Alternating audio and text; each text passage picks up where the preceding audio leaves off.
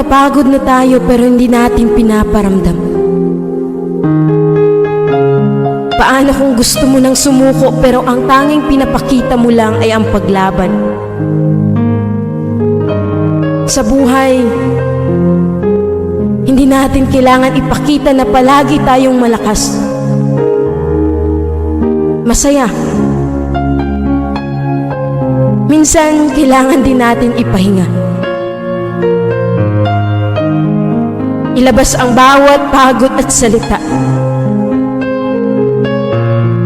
Maraming hindi nakakaintindi.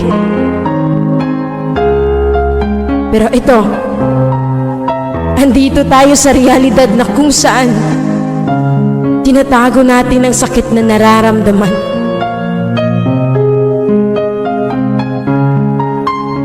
Kailan ba dapat tayo magpahinga?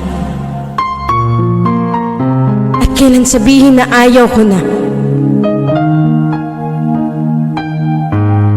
Kasi maraming pagkakataon na ang sarap bumalik sa umpisa, na walang iba. Ang sarap mabuhay, pero ang hirap mapagod.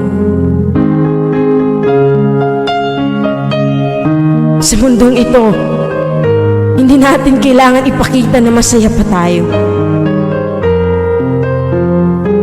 Kasi may mga oras na halos tayo ay sukong-suko na. May mga panahong ayaw mo na, pero pilit mong iniiwasan. Kasi ikaw lang ang mag-isa. Mag-isang dinadala ang sakit na dadarama. Alam mo yung pakiramdam na walang-wala ka na. Wala ka nang masabi.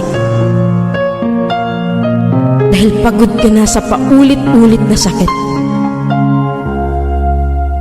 Yung parang ayaw mo na. Napapagod tayo hindi dahil mahina.